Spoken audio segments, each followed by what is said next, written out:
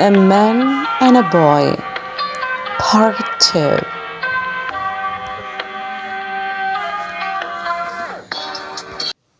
We're worried about you, said Christine. I'm okay as I am, thanks, said Will. Maybe, said Christine and smiled. Will was beginning to feel very uncomfortable.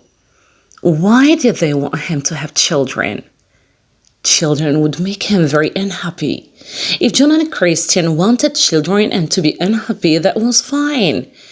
Will was sure that John and Christian were very unhappy, even if they didn't realize it. But why should they want him to be unhappy too? Will could see only one reason for having children. When you were old and poor, then they could look after you. But Will had plenty of money, so he didn't need toys on the floor or dirty sofas. John and Christian used to be okay, he thought. Will and a girlfriend had gone out to nightclubs with him once or twice a week, and they had all had a lot of fun. But since John and Christian had had children, everything had changed. Will didn't want to meet Imogen or hear how Barney was. He didn't want to hear about Christian's tiredness. He decided not to visit them again.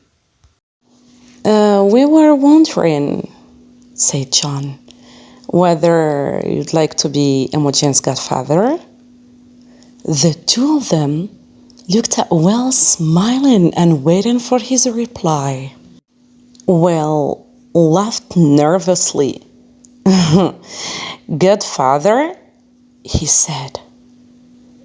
You mean church and things? Birthday presents? If your two are killed in an air crash, I'll have to look after her? Yes. You're joking, are you? No, said John, with a whistle that you're deep down inside a serious and responsible person. Oh, no, said Will quickly. No, I'm not. I'm really a very shallow kind of person. Thank you very much for asking me, but I can't think of anything worse. He didn't stay much longer. Not far away in the Holloway area of London, a 12-year-old boy called Marcus was lying in bed, unable to sleep. He was worrying about his mom and his new school. Marcus's mom was called Fiona, and she and Marcus had only been in London for a few weeks. They had moved there on the first day of the summer holidays, because Fiona had got a new job. Before moving to London, they had lived in Cambridge, where Marcus's father, Clive, still lived. Fiona and Clive had separated 4 years ago. Marcus thought London was quite boring. He and Fiona hadn't done much in the holidays.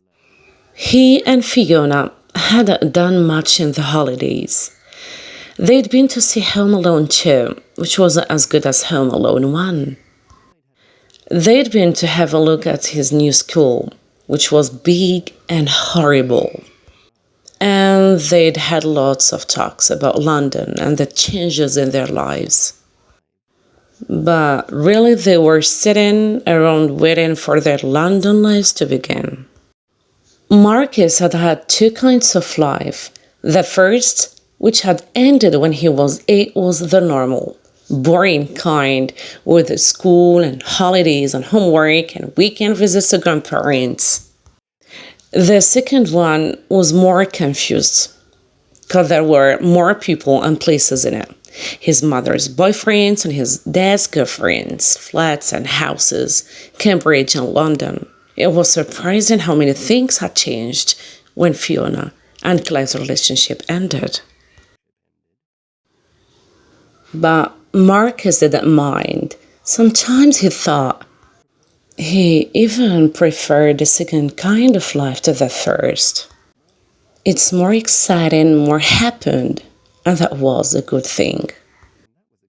But now Marcus was very worried about his mom.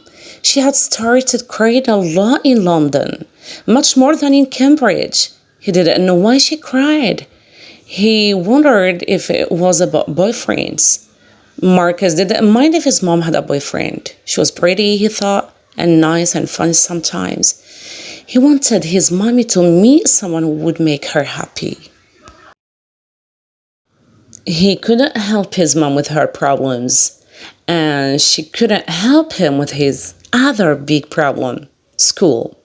His first day at his new London school had been a disaster. Marcus knew that he was different from most other kids of his age.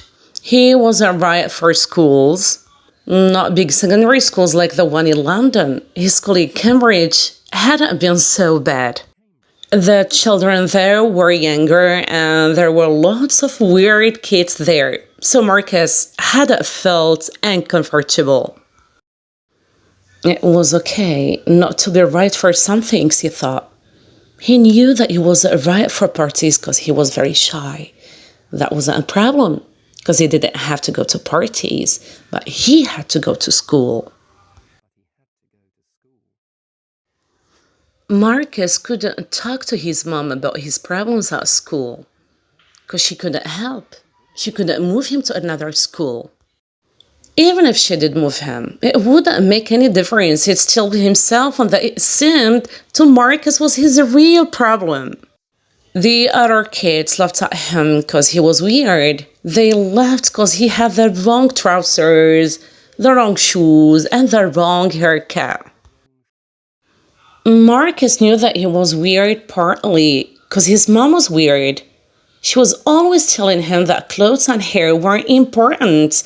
She didn't want him to watch rubbish TV or listen to rubbish music or play rubbish computer games.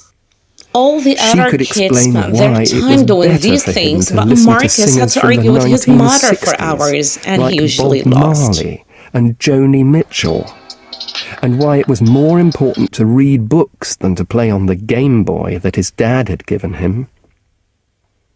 He was quite happy at home, listening to Joni Mitchell or reading books, but it didn't do him any good at school.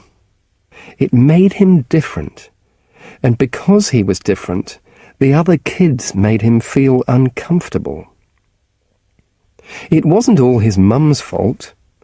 Sometimes Marcus just did weird things, like the singing. He always sang songs to himself inside his head, but sometimes, when he was nervous, the song just came out of his mouth. It had happened in his English lesson on the first day of his new school. The teacher was reading, and all the other students in the room were quiet. Suddenly, for no reason at all, Marcus had started to sing, and all the other kids had laughed at him.